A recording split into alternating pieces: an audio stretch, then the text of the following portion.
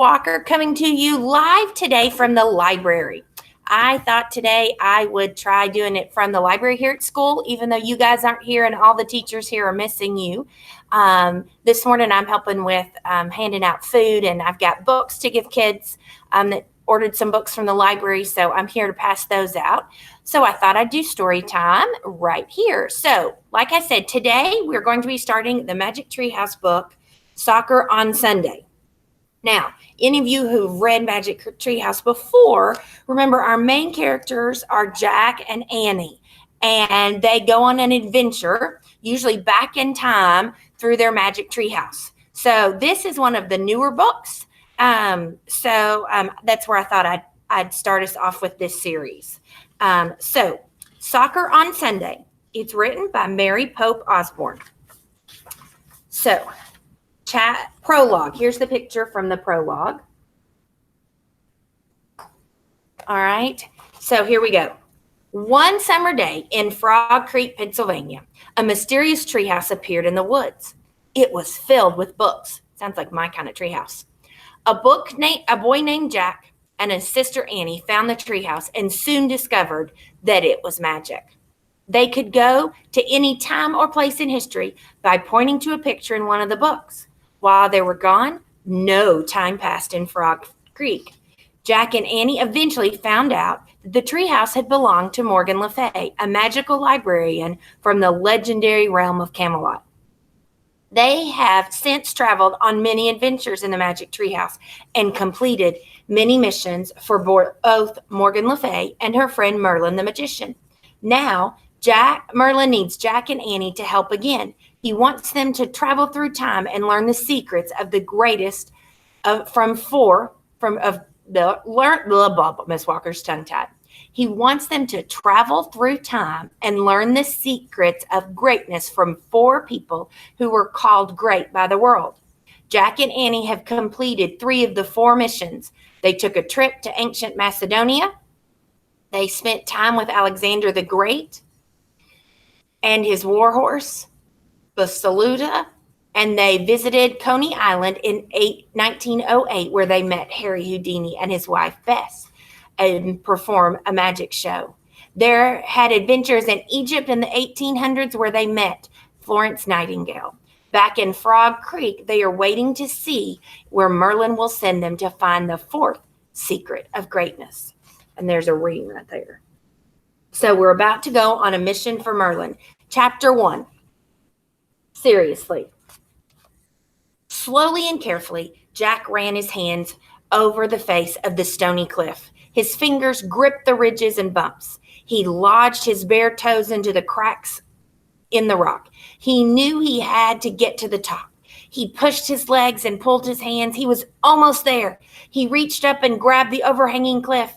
The wind screamed and blew against Jack, bouncing him off, knocking him off balance. He slipped. He was dangling by one hand. Jack! Jack opened his eyes. It was dark. He could faintly see Annie in the moonlight. Annie, he whispered. We have to go, she said. Have to go? I have to get down, said Jack. He closed his eyes and he was still hanging from the cliff. Annie shook his shoulder. Jack, wake up. Oh, whoa. Jack sat straight up in bed. Oh man, I was hanging from a cliff in Egypt. You were dreaming about our last mission, interrupted Annie. Remember, you were hanging from the cliff, but everything turned out okay? We saved Koku. Remember, the little baboon. Right, said Jack. He rubbed his eyes and looked at Annie. What's going on? What time is it? Why are you awake? We have to go to the woods, said Annie. It's back.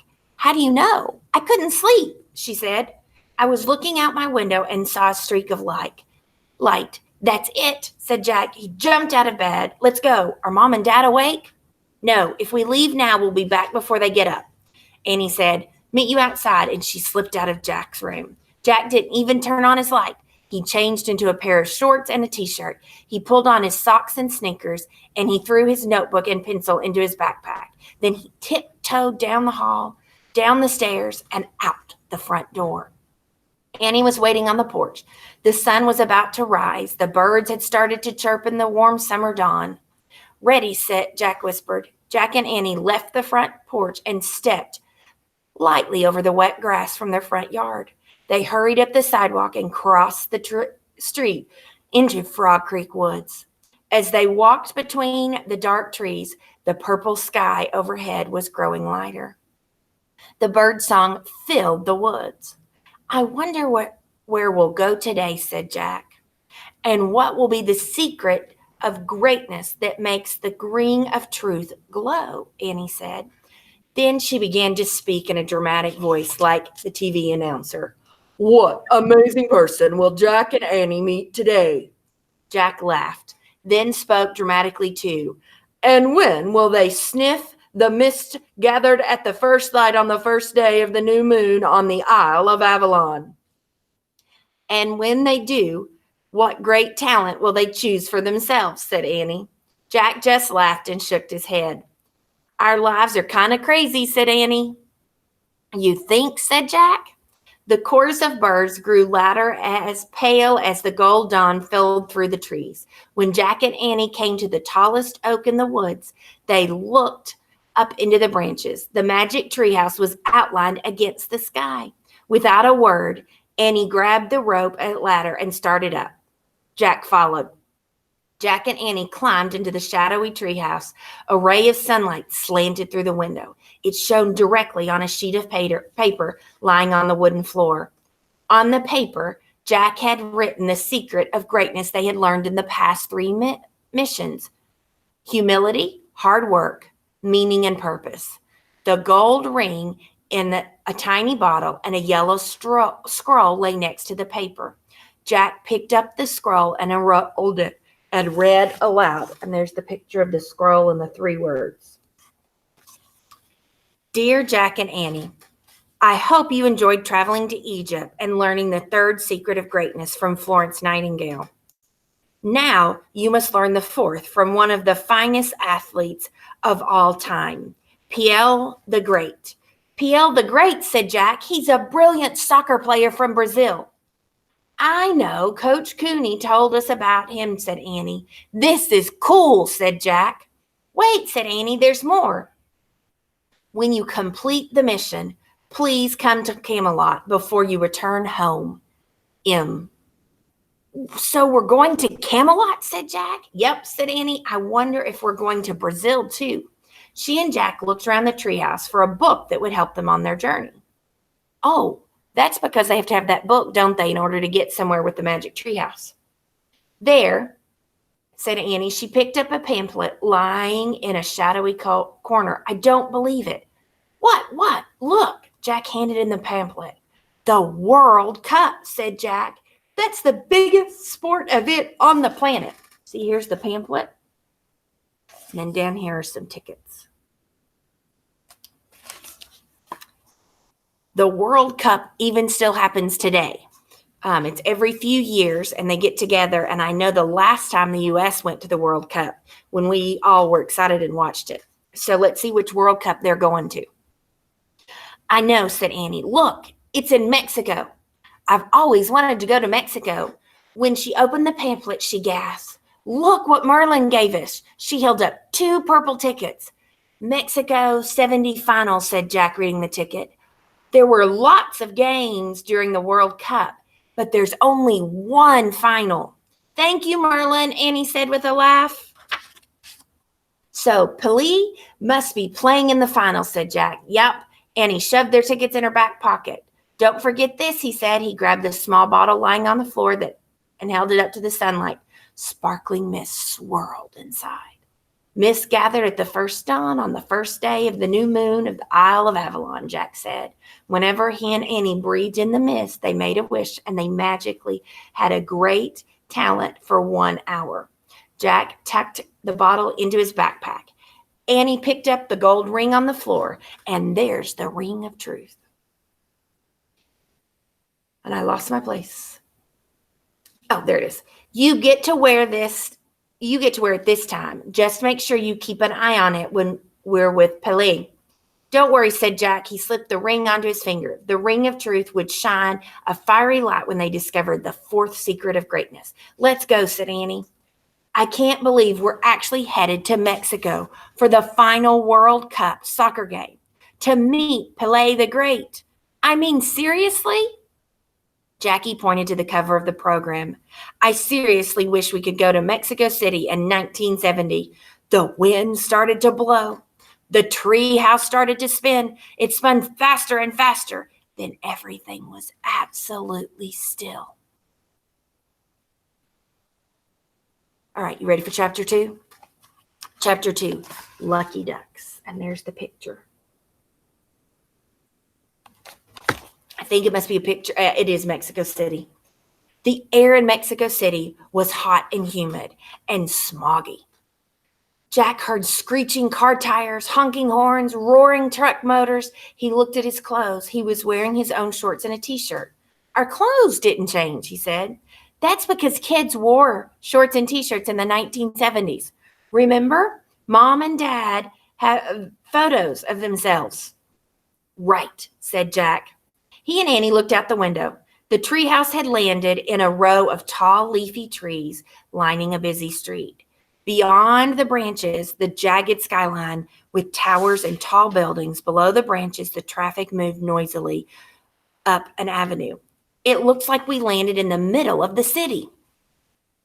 He opened their World Cup program to the first page and read.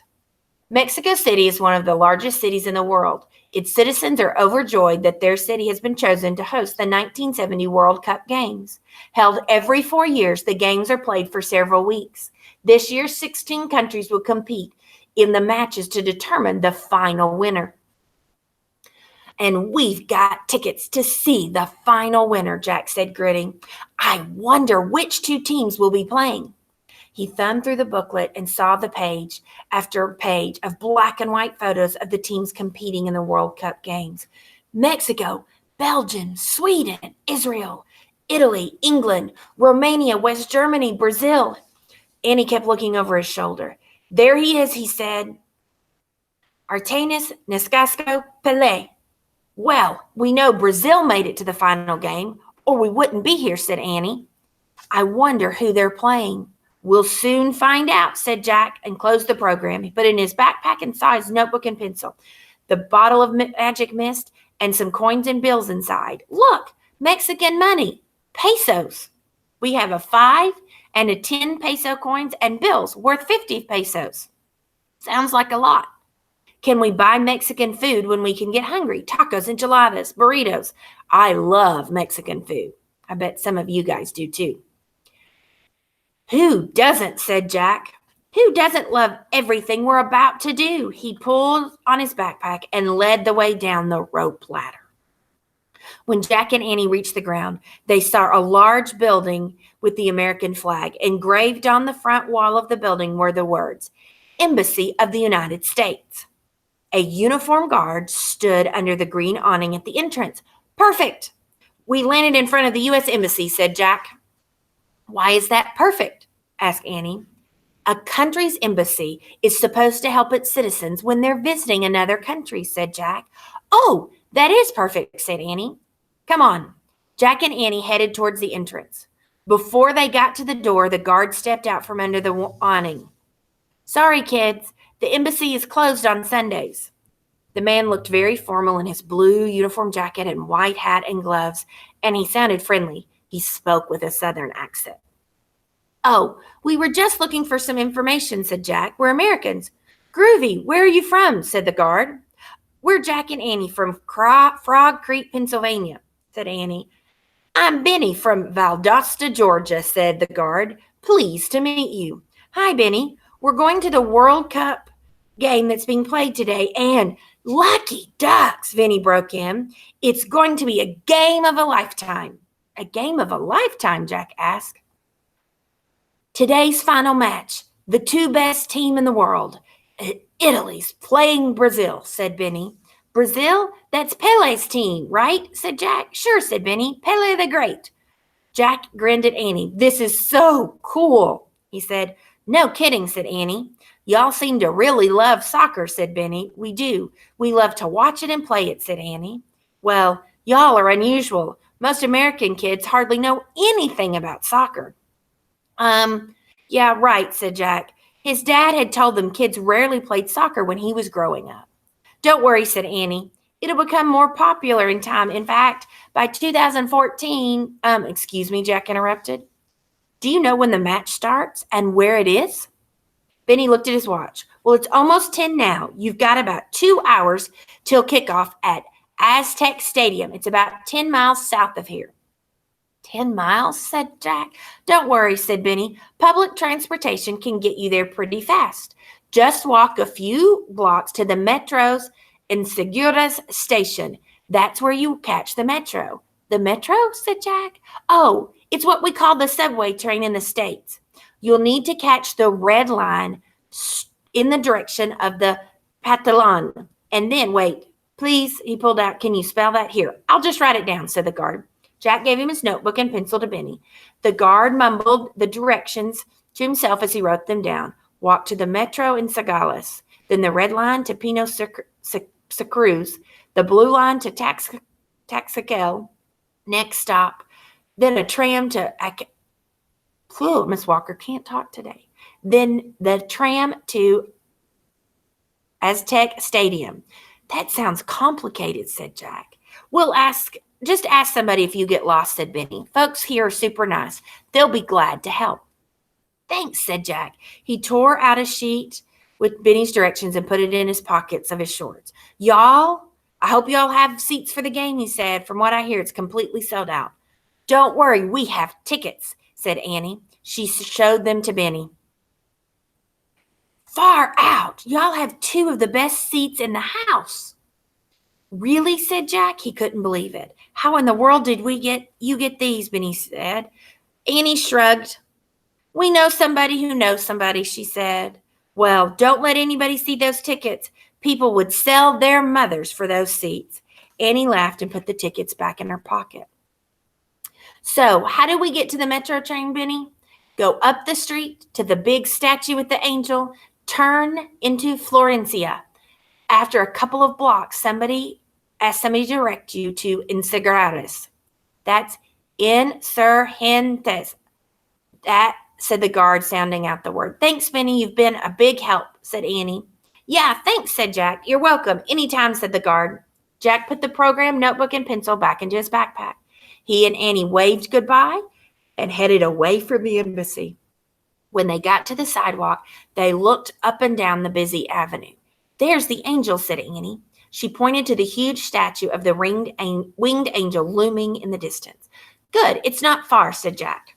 The air was hot and humid and smelled of car exhaust. Ooh.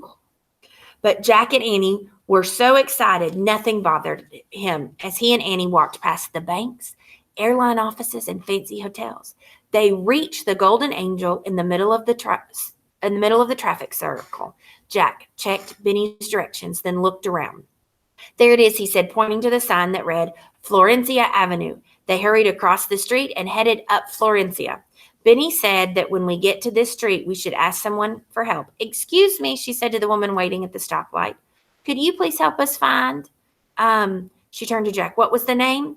Insurgentes, Jack said, sounding out the word. Yes, just past Lores Street, she said, pointing straight ahead. Thank you, said Annie.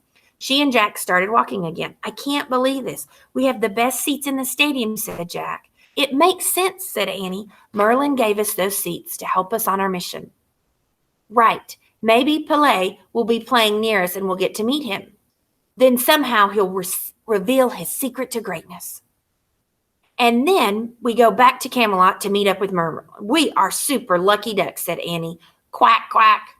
And that brings us to chapter 3, and we will stop there because it is 9:20 and you all have been waiting patiently for 20 minutes and listening carefully. So we're going to end there. I'm going to stop the recording.